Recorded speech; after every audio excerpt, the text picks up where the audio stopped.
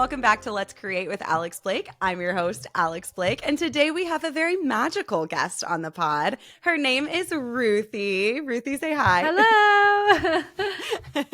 Ruthie Henderson, for those of you guys who don't know her full name, but she goes by, what's your Instagram name? Ruthie's Magical Camera. Okay, I was about to say, it has something to do with magicalness, which just is like so fun. So I'm super excited to talk all about the magic of creative portraits with you. I'm excited. I know if you guys are watching on YouTube, you see, I literally like when we started our video, I was like, you look like Taylor Swift today. And I love it because she looks magical. Like your color palette is exactly what I expect of your brand. Yeah. People have been calling it unicorn, like kind of unicorn core. And I never thought about that, but like I see that.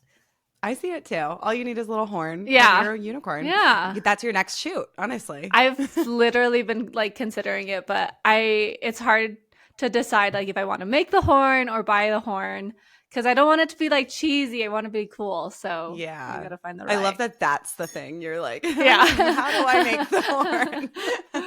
I cannot. You are so creative. Well, I'm super excited just to get to know you and get to ask questions. And I know everybody listening is going to be so like over the moon to hear from you. So we're going to do a little like rapid fire game later. I did that with Cassidy and everybody loved it. So I was like, okay, let me bring it back. Let me bring it back for Ruthie. So we'll do a little rapid fire game. But until then, I just want to like ask you some questions. Feel free to like talk as long as you want with these. We're not in a rush. That's why I have a podcast, so I can yap. Yes.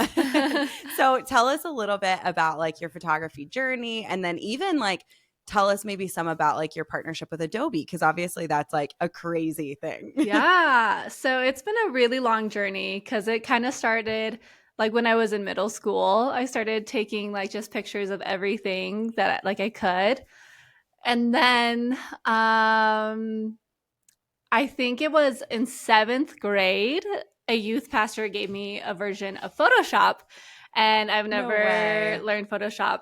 And so it kind of, I fell in love with like editing at the same time that I fell in love with photography. And like, and like as adjacent as they are, like I was like really obsessed with Photoshop like the moment that I found it. And I like really went in on it hard and like trying, because I learned that I found this like art style called conceptual photography. Have you ever heard of it? Yeah. Probably not. Maybe. I don't know. It's a really unique style of photography where you could definitely see a lot of my influences from conceptual photography because they'll like make people float. It's like things that can't exist in real life exists inside of conceptual photography, and it is really cool. And I found it such an art form. Yeah, it really is. Yeah. It was so artful, and once I found Photoshop, I was like, whoa, I could create these ideas that I see in my head, even though like they can't happen in like real life. Like I can float, I can put like Photoshop animals with me that I can't afford to hang out with. Like I could like make these things that exist in my mind and turn them into like this real thing. And so that's why I became super obsessed with photo editing and Photoshop. That's cool. And then I was like working with like a point and shoot camera that was like held together by duct tape. So very stop. Very, that's so funny. It was my sister's hand-me-down. It was terrible. And it's so middle school. Yeah, it was. And like now the people like are like going back to them as like, oh, this is such a vibe. And like they are, but it just reminds me of like how I could only afford this like one trashy camera. It was like 4 megapixels. Like it was so bad. But so I really wanted like the tools to like keep doing photography. And so I ended up getting a job at Pizza Hut for like a couple of years. Once I became old enough to drive, I got a job at Pizza Hut for $7 an hour. And the very first thing that I bought was my new camera. Like that is so cool. Spent like months like saving up for this like camera. And I remember it was are you a Canon shooter or a different brand? Sony. But I started on Canon. So I did like the whole like Rebel to the 5D Mark IV, and then I switched over when I switched to mirrorless. Yeah, so you might know, like my very first camera was a Canon T1i. And I was so excited for it, thinking it was like the greatest thing ever. And like now looking back, it's like that's like the entry level Like it Yeah. wasn't like what this huge thing, but in my mind, like at the time, this was like it. Like I You're a could professional. call myself professional. I have a camera that could switch lenses now. Open up a whole new world for me. And so I then like had the tools. I like then bought myself like a newer laptop because I was like editing on like a really old laptop. And then by the time like I graduated high school, it was like I don't really know how to do anything else or if I want to do anything else. And so it didn't really feel like I was like going intentionally to photography, but it was just like that it felt like there was no other option and like Yeah. nothing else like Just made made sense. sense. Yeah. Yeah. And so then I went That's to so college cool. for it. And then I dropped out of college for it. So That is like the classic photography college story. It's like I started doing that and then I stopped. Yeah. Well, I think with art degrees, it can be really hard to like justify it. Especially like I was at a point where like I was going to be on taking Yeah. on debt for it, and I was like, I don't know if I really want to do that, especially cuz like I can do photography without a degree. Yeah. And then I did do photography without a degree. So, Yeah. And I think it's different for everyone. You know, like you said, like that was something you were like, okay, I don't want to go into debt for this. I'm not like, I can do it without it. But some people love to learn and like yeah. either one is fine. You know, that's like your story. And I love that. But Mhm. that's so cool. Okay. So how did you get from dropping out of school to where you are now? So I went to school in St. Louis, the Art Institute Okay. of St. Louis. The art institutes are kind of like closing down, and so my school actually doesn't exist anymore, which is kind Oh. of sad. But I made great friends there. So I dropped out, and I actually started getting like graphic design jobs. Graphic design. There's a lot of like similarities in like Photoshop to like graphic design and kind of like editing, branding, and things like that. And so I started doing that for Cool. a long time. And it wasn't actually like no one really knew that I did photography. Like I had like an Instagram, but it was pretty low key. I think it was just like I like dropping out of college, I kind of like set it on the backside a little bit, and I was focusing on the things that made me money, and graphic design at the time was making me money. And Yeah. so I in 2019 we decided we were going to move back to Wyoming because I grew up here in Wyoming, and I left thinking I would never want to be here again. But we decided that we wanted to come back because like we had a lot of community here and our family is still here, and so we decided to move back. And it wasn't until then that I stopped doing graphic design. I was like, no one is going to know that I do this. Like, it's not going to be a service that I offer anymore. And I slowly started dripping out, like dropping all of my graphic design clients as they no longer needed me. And so I was like, I'm only going to focus on photography. And then like COVID happened, and Of course. yeah, I was totally expecting to have this really slow year, like nothing, because I'm in a new market again. Right. But the thing about Wyoming that is so great is like we have, like they call, like we say Wyoming is a small town because it is. It's the lowest populated state. We only have like 500,000 people. And Wow. so once I came back here, because I grew up here, there's so many people here who already knew me or gave word of mouth about me. And so 2020, I had a huge, like very busy year that kind of gave me the confidence of like, oh, I can do photography full time. And I That's so guess I'm cool. going to do photography full time. I guess it's happening. Yeah. It happened so quick. And like I feel so lucky because like a lot of times it's like building your client base is the hardest part Yeah. about starting. And like Wyoming being so small, like that was one of the easier like parts of it. And I feel really lucky for that. And so I've been doing this photography full time since I moved back here. So since 2019.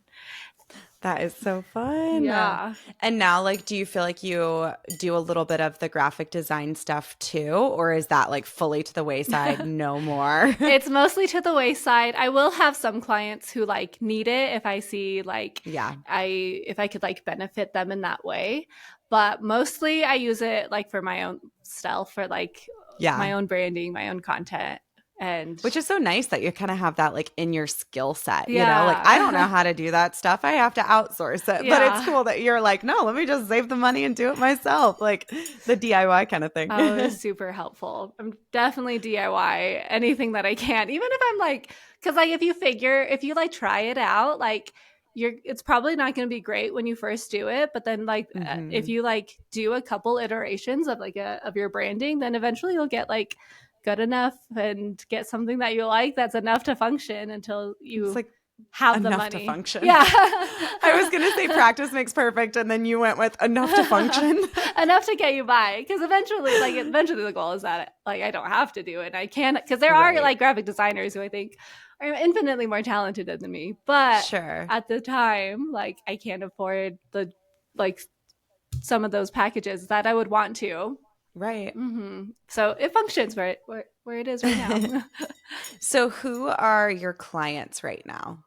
Like when you say clients and like you moved back, are those Mm-hmm. like when you first moved back, was it families or like where are you now Yeah. from where you started? It was all weddings. I'm not a huge, I will take like family if I know them personally, but it's generally Hmm. weddings and then some corporate clients.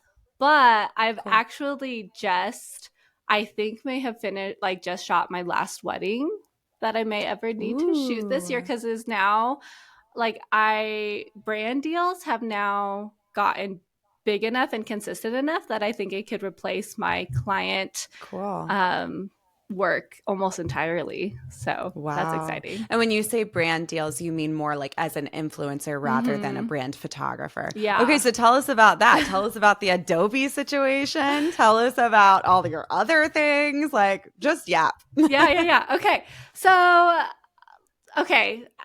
I started doing client work with like photography, right? And then I probably, I guess 2 years ago, decided to like kind of go all in more on like social media. And like people don't know that like I shot weddings because I never really cared to share that on social media. Right. People only knew me for like the magical edits, and because that's all that I cared to like put out there. Yeah. And so my one of my biggest goals was to get a partnership with Adobe, specifically Adobe Photoshop, even though I use like a lot of their like items in their suite.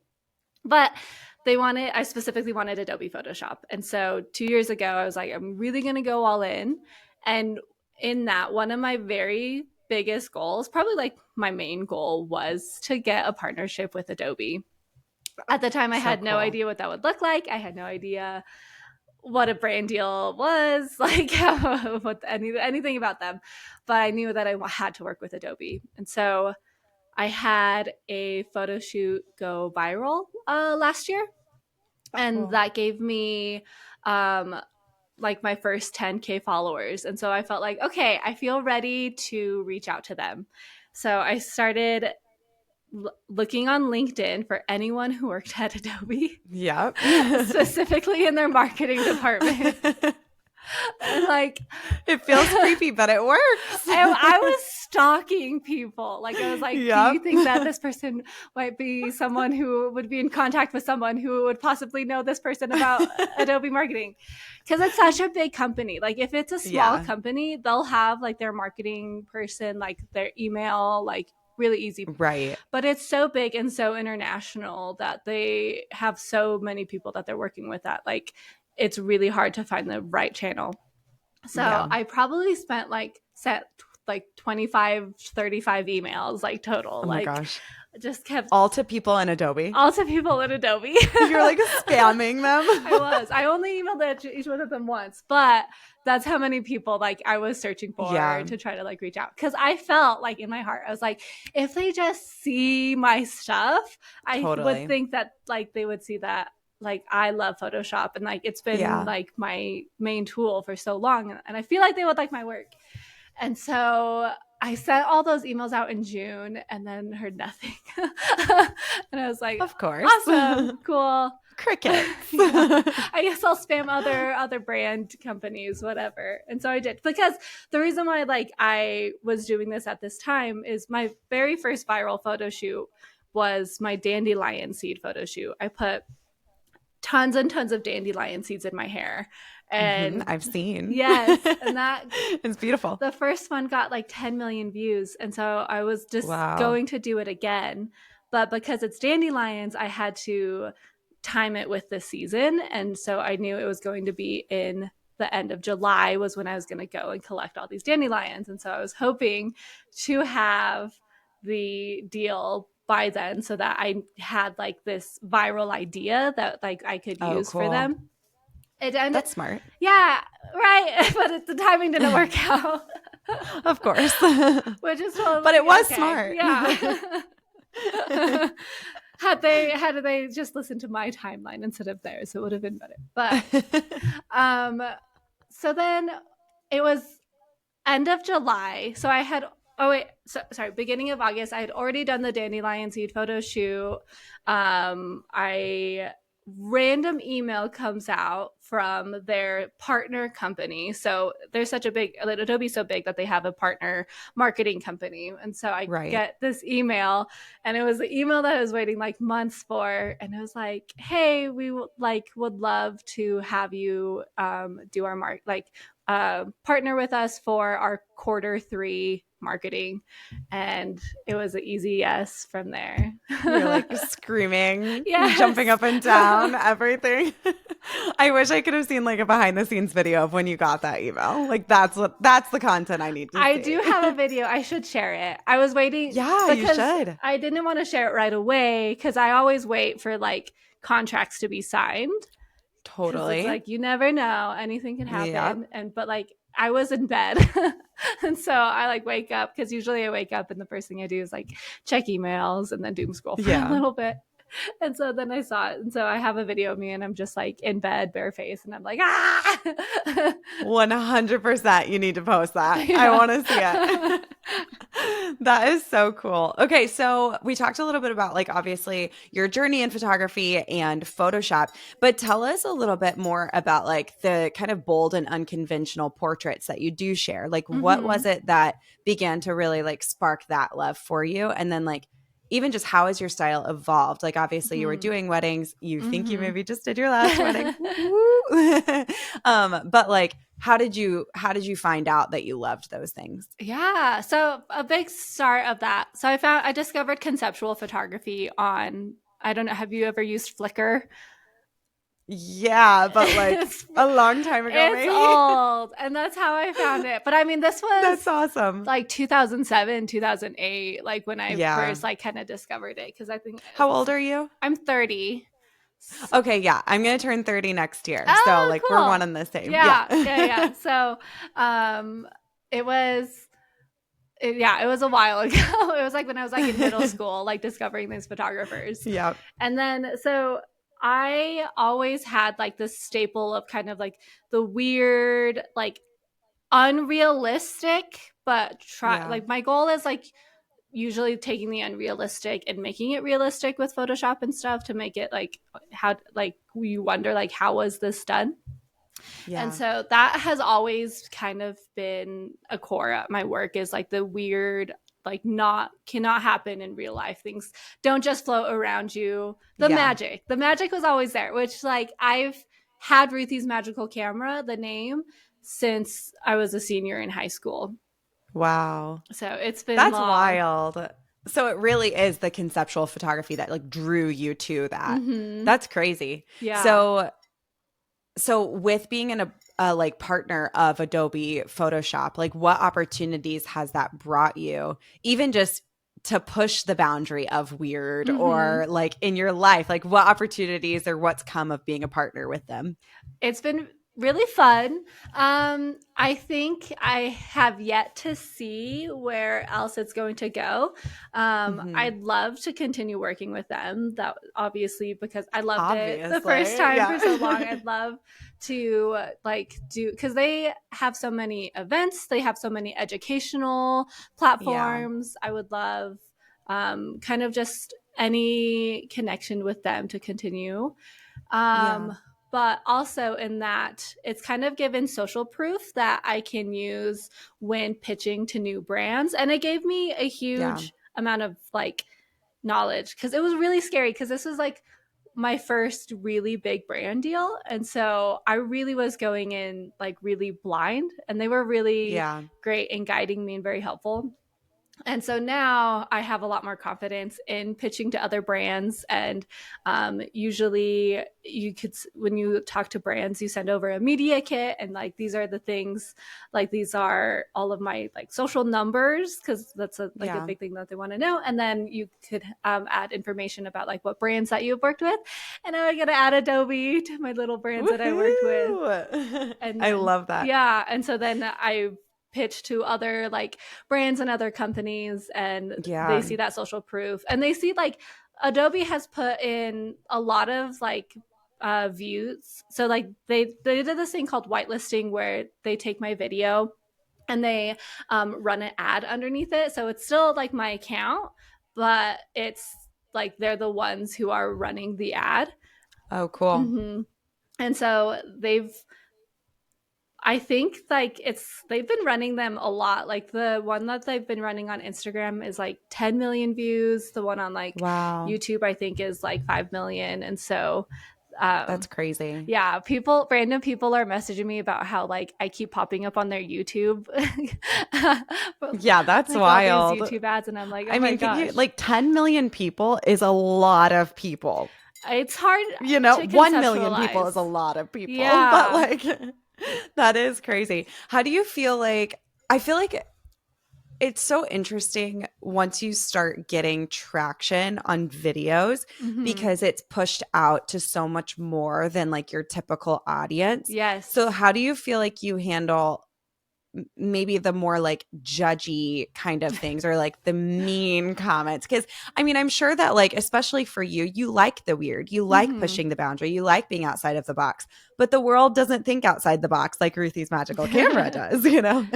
So like, how do you deal with kind of the pressure and judgment of the world? Yeah, it's been weird because like I've never, like, people had asked me about like hate comments, and like it never really, like there wasn't really enough to really like care about, and like not enough Mm-hmm. that like had like Mm-hmm. similar sentiments. Like if one person says it, it's like, okay, that's one person's opinion. But Sure. if like 10 people are saying it, then it's like, okay, is this valid now, because a lot of these people are thinking about it. And so this Adobe ad that's running on Instagram, hitting so many people, that Yeah. one has given me so much hate. And I have no idea why, because You're like, great. I know, like, I think part of it, some of the hate comes from people's dislike of Adobe and Mm, corporations in general. Like they are really big, but um, they don't like how Adobe is presenting in the AI space. There's a lot of people who are kind of sure. against that, but um, and then I think some people just love to say what is immediately on their mind, and some people say Mm-hmm. really mean things, and I'm like, I don't The internet is so know. mean sometimes. Like it's Yeah. so wild. It's just wild. Like, can we all just agree? Like, if you're listening to this podcast, let's just be nice. Like, Yeah. like I don't care how many followers a person has on Instagram or TikTok or whatever. If it's mean, do not comment it. Why Yeah. do we do this? Like, what is the world? It's just so kind of like senseless, like how like mean they are. And I can't imagine saying that to someone like in person, Mm-hmm. but like, and you're reaching like a real person when you like comment these comments, but I Yeah. just ignore them. Like there's really like I've this like it's just comes with the territory. I'm like kind of now like realizing and learning, and like I can't really like listen to them. And like so I did a little Yeah. like response video about some of these comments that I was getting, and like I was thinking about it, like I am the one like going out there, I'm doing all these things. These people don't know what it's like to build your props and go out and do a photo shoot. These people Mm-hmm. don't know how it takes to like edit it. It's like I like compared it to like a football fan in the stands yelling at the coach. Like they Yeah. have no idea what it takes to do their job, but they think that they Yeah. could do it better. And I think that's like what it is. And so it's like, but you don't know actually what it takes. And usually the people who do like recognize how much work I'm putting into it. So I usually don't Yeah. try to give it any And they're the weight. ones who won't say anything. Yeah. Mm-hmm. Because Yeah. they know. Yeah. Yeah. No, that's so good. Well, I definitely agree with that. And I think like it's a cool thing too, because it's proving that you are posting the weird in the best way. Mm-hmm. Like when people give you hate, it's because you've come up with a really cool creative idea that they never really would have thought of before, which is just the No. coolest thing. So tell us a little bit about like your creative process, just in general, like from beginning to end. Mm. Tell us everything. Okay. So a lot of people will ask, like, how do I get my ideas? And I actually have like a method about this. So very, very practical. Cause like it could sound so like vague how people like describe how they get their like ideas, but Yeah. this is a very specific method. So, have you ever heard the band OK Go? Yes. Oh, love them. They're one of my favorites. They have a really, really good TED Talk.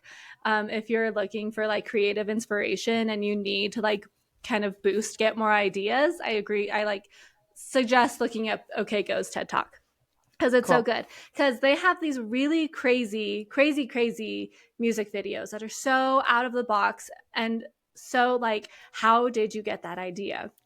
And the way that they describe it is you go out into the world and you start collecting experiences, life experiences, and ideas. And you collect them from everywhere. A lot of us will collect ideas from Instagram, from Pinterest. It's kind of almost like creating a pin board, but in real life. And so you collect all Mm-hmm. these ideas from music, whatever, and you put them into a sandbox, just a collection. You just collect your ideas. And then whenever you need an idea, you just go and you sit in your sandbox and you play by just combining different ideas. Like, what does this concept look like with this aesthetic? What does this prop look like with this idea? And then when, Cool. because like ideas don't really like just come from nowhere. Like Yeah. they're usually a develop like from something else. Like rock music didn't just appear out of nowhere. Rock music came after like jazz music. Jazz music didn't come Mm-hmm. out of nowhere. They came after like, so like all ideas are like Born from other iterations of, ideas. yeah, Yeah. yeah, Yeah. yeah. And so it's so much pressure if we're like trying to like force ourselves to pull an idea out of thin air. But if we take like our sandbox, and everyone's sandbox is going to look so different because we all have different like life experiences. We live in like we have completely different like places. Like I have mountains, you have beaches. Yeah. Like we Yeah. have different areas that we're going to like express our art. And so when we take that and we combine it with all these different places, that's when you get like really creative, really unique ideas that are going to feel completely like unique to you, if that makes sense. That's so cool. Yeah. So what does that look like for you? Because obviously that's more of like a mental picture of like Yeah. going to sit in your sandbox. In actual physical life, what does sitting in your sandbox usually look like? It's definitely usually so like I as like ideas come to me, I'll like put them in my phone. So like I'll write them out and then they'll usually be kind of like half ideas. And then eventually, as I'm going out, like I'll get new inspirations and new ideas. And I'm like, oh, wait, this would work perfect with this. Like, this is that missing Yeah. piece that I needed for this idea. Like, this is the color that I know that it like needs to be in this photo shoot because this is the emotion that I want. And then once I finally kind of have enough of those pieces, then I'll get really obsessed about that idea. And then until the point that I have to like execute it. And That's then cool. or if I'm like in the ideation phase like trying to get an idea, then I'll do like some brain mapping, like sketching. It's just about like getting Cool. yourself in the creative space and Yeah. then getting those ideas out. And then doing Yeah. it. Do you feel like it takes you a long time to kind of execute a project, or is it like snap of a fingers, or it just depends? Or what do you think? I think it usually depends. There are some ideas that come out like so strong that it's like everything aligns. But I would Yeah. say I usually am like thinking about and like conceptualizing a photo shoot probably a month or so before I ever shoot Mm, it. Especially because like it takes a while to like get the props, or like a lot of times I'm making the props or outfits or whatever. true. Mm-hmm. And so Yeah. it's usually a while before I actually like finally act on like the idea, because like there's so many going at Yeah. the same time that it I have to like finish out some of the like other ideas too before I get to have the time to like act on the idea that I've been thinking. And then by then, like I really know what I want out of that. And so then Yeah. like I'm ready to execute it like once I have everything. Do you follow Shelby Cece? Shelby Cece. I'm not sure. I am really bad with names. And so You're like, I I don't like if know. I saw her Okay, you'll profile have to look her up. You'll have to photo. look her up.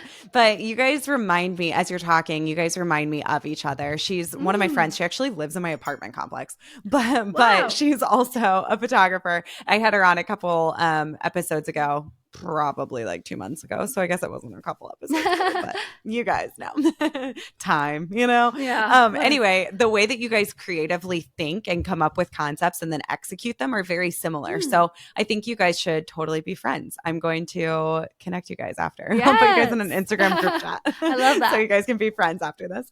But yeah, so one of the things that I think is really unique about you is that like the stuff that you're sharing online, and you kind of touched on this earlier, is like obviously these like really, you know, creative portraits, but they're of yourself. Mm. So like they're not even really like of clients or random people, like they're of Mm-hmm. you. So I think that's such a really cool thing. And that's probably why some of those hate comments hurt even more Oh, that's because true. they're of yourself, Yeah. so that's interesting. But what kind of advice or like what would you say to photographers who want to experiment a little bit more with like self-portraits and maybe like unique styles? Mm-hmm. And yeah, how would you advise them? Yeah. So like self portraits can feel very daunting. And so if you are like interested in even just trying it, like you can't wait for the confidence to come to you to do it. Like the confidence comes from you doing it and it going all right, and then Mm, trying it again, and then it goes even better. And then, like, I have become immensely more confident from doing self portraits. And like, I didn't even like go out to do self portraits because I didn't wasn't intentionally like leaning to like only be doing self portraits, but yeah. it came out of like a necessity of Wyoming doesn't have very many people. It gets really cold, and like we'll get snowed in for a week, and so I guess I'm the only model, and so it kind of came out of necessity. But the confidence that came from it was insane Yeah. because you get to like create this version of you and put out this like version of you that like I wish people could like see this, like see Mm, the magic of me, like I get to like create that and put that out into the world, and it's like really really empowering. So I definitely mm, suggest everyone try it. And then it puts you in like, even if you do client work, I suggest that you try self portraits because it puts you in like the mindset of your client, of yeah. the insecurities that your client's going to be feeling, the unsureness, the uneasiness, and then let's like, what angles do I want to do to like, you know, like lower my insecurity about specific things. And then like Yeah. once you are like get used to the physicality of some of those poses, then I also realized it made it communicating poses a lot easier because it came more like muscle memory. And so That's cool. I could pose a woman so easy. I'm like, oh, just do this. And like, it's like physical. It just like comes out of me. A man's a little bit harder Yeah. because I don't do as many masculine poses, but it makes it like more muscle memory. And so that when you're working with a client, like, it's just like, you don't have to think about it. It's just like you Yeah. physically just show them and then they get it. Yeah, that's cool. Do you have like a studio at home or do you put up backdrops and then take them down? Like, is it set up tear down for you or is it just always in your house? It's a studio I built for myself. Cool. Yeah. Okay, tell us about it. Give us like a virtual tour. So we bought this house, and it had like this really small room, and there was like a wall dividing it to this area that was just like not being used. And so which is why like 2 years ago, why I kind of started doing it, because I finally had the space like permanent to like built Yeah. out for it. And so I knocked out a wall, I built this space, I built walls, and I made This it's the room that I'm in right now, and I built out my little Cool. studio, and so I have a little backdrop holder. It's pretty small. I have shot like clients in it. I could only fit like 4 people, probably like Hmm. max shooting. I could probably squeeze in a couple more if I wanted to, but it's really nice having like the permanent space to and Yeah. then a place to just make a mess when I need to make a mess and it doesn't affect the rest of my house. Yeah. I can just No, close I the love that door. you're saying that because like my husband and I would love to have, a house one day, right? We're Mm-hmm. working towards that. But for right now, we're in an apartment and I don't have like I have my office, but it's carpeted. So it's not a great studio space. Mm. It's small. It's also our guest room. It's like, it's the multi space room, Mm-hmm. really, more than Yeah. anything.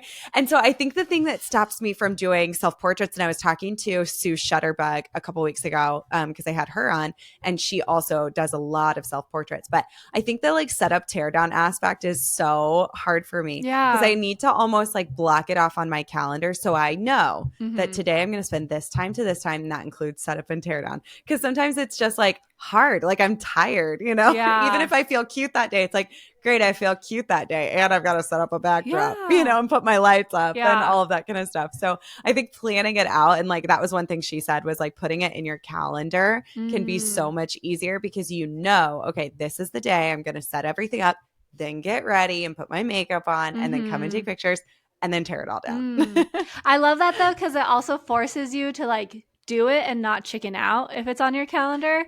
Like I blocked True. out this time. I'm not gonna let like my insecure mindset take me out of that. Hmm. Like I'm gonna do this. Yeah, that's so good. Well, I'm guessing like with your studio and stuff, then how many backdrops do you have? I know I was not I planning on could show asking you you. that. I have. Oh wait, you can't see because of my light. So I have like the little holder Oh that yeah. holds Uh-huh. 4 of them. So I have 4 up Okay. and then 3 that are down. It's kind of hard to like replace them by myself though. So Yeah. I don't I've heard do that it with very those like often. backdrop holders. Yeah. And I'm like, I chose the long backdrops too, and I was like, that was stupid. I should have. It would have been easier if I got the shorter ones, but I Well, wanted noted it. for one day. Noted. Well, do you think like the color backdrops that you originally got, do you think that dictates a lot of your concepts? Because I feel like you work with such like vibrant colors, but Hmm. like I feel like in your work, I see a lot of like pinks and blues and purples. Do you feel like the backdrops that you originally got kind of like made you veer into those Hmm. colors? Or is it, oh no, I'm naturally drawn to them, which is why I got those backdrop Yeah. colors? You know what I mean? So I think so I kind of cheat in the fact that I will Photoshop my backdrops to be whatever color that I Mm. want. And so actually I really only need 2. Like I use a like cream one and then for like when I'm going to Photoshop it to be like a lighter color, like I would use cream Yeah, if I wanted to Photoshop it to this color of pink. And then I have a dark gray one for when I want to Photoshop it to be like a deep color. And so I'll just cool. color shift them. And you could even do that in like Lightroom. I've done that for like, Yeah, I've turned my dark gray backdrop into a dark green backdrop for a whole cool. session because like I didn't want to like spend money on another backdrop. And so there are a couple like color specific ones that I will use. But oh, and then one thing that I have been doing more too is I've been using LED colored lights. And Oh, so cool. if I want like a bright colored backdrop, I'll use a color LED on it, and then I'll just do it on my white wall. So even without a backdrop, so Cool. you could introduce colors into your content without having those like colored backdrops, like using an Yeah. LED light, and even like if photographers are interested in like adding more colors but don't want to spend the money, like you could like sheets are so cheap. And as long as you have a steamer, steam out like the wrinkles, you could get Yeah, like that's good. any color. And then like obviously like the lights are really nice because I could change those to any color, but then Yeah. if you learn how to Photoshop it, then you could only need 2 backdrop colors. My super cheap hack from when I first started doing like studio stuff was I would go to Hobby Lobby and get like bulletin board paper.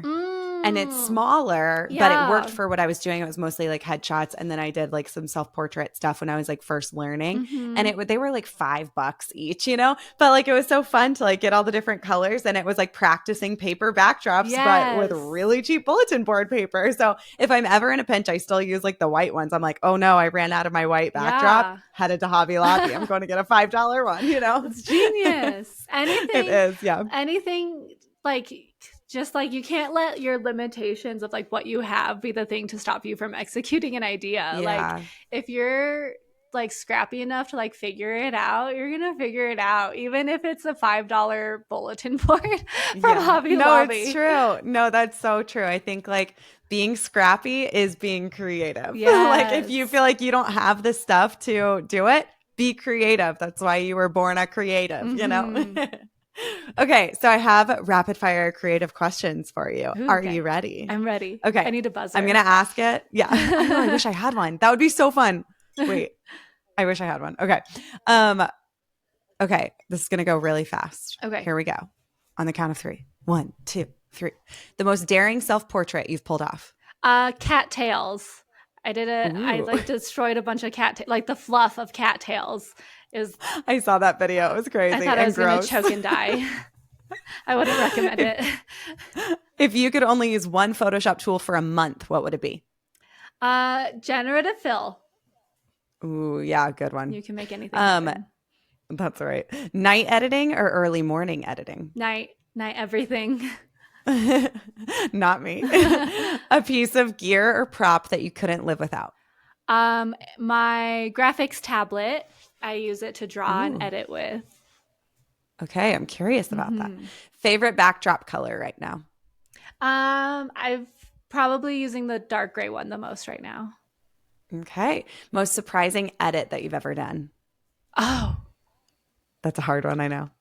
Oh, I made a bunch of stars. Like I did a whole star series for Photoshop, and it was it was 4 photos, which is why it was a lot, because it was a photo of stars raining down on a girl, and then a girl going and collecting them, and then she returns the stars to the sky. Aw, so it was that is so sweet. I love that it was like a whole story. Yeah. That's so fun. Okay, what's a dream project that you one day want to create? I want to turn myself into a jellyfish. Stop. That is like never what I thought you would have said. I love it. Okay. That's like the most Ruthie thing though, I feel like. Best advice that you've ever received as a creative? Learn how to accept a compliment and actually believe it. And not just like dismiss it. It's like they just don't know. Like learn to like take it as like truth. And yeah. Wow, that's really good. Okay, so something that I have been doing is basically every guest that I have on the podcast, I ask them what question they want to ask my next guest. So Sue Shutterbug was my last one, and her question for you is, if you were not doing your current job, what job would you have? I would be flipping houses. Oh, I thought you were going to say graphic designer. You would think. But I almost went into like got my realtor license and everything because I grew up flipping houses growing up. Cool. That's what my parents do. And I kind of love that process too. And it's also very creatively fulfilling, like too. Yeah. And I like the physicality of working with my hands. And like when I built out my studio, like it was such a fun process, but it's like that, like on the whole grand scale of a house. So that's really cool. My mom was an interior designer and renovator for like forever growing up. So I got to see a lot of that too. Not quite flipping houses, but a lot of flipping houses in a way. But yeah, it is very, very creative and so cool because you can start from like nothing and then just build it into something beautiful. It's really cool. My mom has like taken like meth houses and transformed them into like insane beautiful family homes that like people get to enjoy these days. So it's really cool because some of the houses were like over 100 years old. So to bring something that's like forgotten and like no longer cared for or loved for anymore to be someone's home that will be cared for and loved for, I think is also really special. Yeah, that is special. That's what I was thinking. It's like, it's very sweet. Okay, what question should I ask my next guest? Okay. So I thought about this. I was going like through so many different routes. I was like, do I go silly? But I think I want to know, like, if you could talk to your 10-year-old self, what would you tell them? Ooh. Okay, I'm writing it down. When you first started saying if you could talk to, I thought you were going to say to an animal. And I don't know why, but that was the first thing that came into my head. Okay, if you could talk to your 10-year-old self, what would you tell them? Is that right? Yeah. Perfect. Okay, I'm so excited. What do you think you would tell them, your 10-year-old Oh, self? goodness. Okay, I would tell them that I'm an artist, and I think that they would be very, very excited about that, and to just trust the process. Like, you'll get there and Mm-hmm. you'll figure it out as you get there, and it'll be frustrating in the time, but you'll figure it out. Yeah. You everything that you need to accomplish what you want is already like inside of you. Aw. Oh, Ruthie. 10-year-old little Ruthie. She needed that. She needed a lot of love. She did. I think I needed that, honestly. No, that was beautiful. Yeah, I can't wait to ask them. I'm so excited. Okay, cool. Well, where can our listeners find you and follow you on your magical journey? Yeah, I am Ruthie's Magical Camera pretty much anywhere on the internet. I'm on Instagram, TikTok, and YouTube, all with the same Ruthie's Magical Camera. Ruthie is spelled with an IE, not a Y, sometimes or an I. So that's the only I've never thing. seen Ruthie spelled with an I/a Y. I've seen it all. You're like, yeah, I get it. Yeah. Okay, Ruthie, one last thing that I just have to tell you because I've been thinking it for like the whole 45 minutes that we've been chatting. Do you know who you look like? Who your celebrity lookalike is? I've gotten a couple, but I don't know. I doubt you've gotten this one. But I think you look like, okay, you know Hillary Duff? You're not going to say Miranda. No. Oh. But now that you've said that, I'm like, actually, okay, the choker. Because I love Miranda. Yeah. No, but no. I was thinking like, you know, the Lizzie McGuire movie. Yes. You look like Isabella. So like Hillary Duff with brown hair. Oh, yeah, I've never heard that one. I don't know, but like, I'm not even kidding. Since I've started talking to you, I'm like, oh my gosh, she's Hillary Duff. It's God. Isabella in real life. Maybe it's the Disney vibes that I get. It is. It's like, hey now. I love that you just said, I should not sing, but I love that you just said Disney vibes because my friend Preston literally tells me I'm like the Disney Channel photographer. Oh He's my like gosh. MTV and I'm Disney Channel. Yes, I totally see that. So we can be on Disney Channel together. Always. It's the fun one anyways. I know, right? We're more fun over here on Disney. That'll be your next sponsor, Disney. Oh my gosh. Talking about huge companies. Imagine. They're even bigger. That's crazy. That is crazy. Anyway, Ruthie, it was so fun to hang out with you. Seriously, I loved getting to chat with you. And yeah, guys, I love you guys too. And yeah, let me know if you liked this episode. Let me know if there's any other guests that you really want to hear on the podcast. I know I did the rapid fire questions with Ruthie today, but I think it'd be really fun to keep doing games with our guests. So let me know if you have any game requests or anything you want to hear about. Okay, love you guys, and I will see you guys next Thursday. Bye.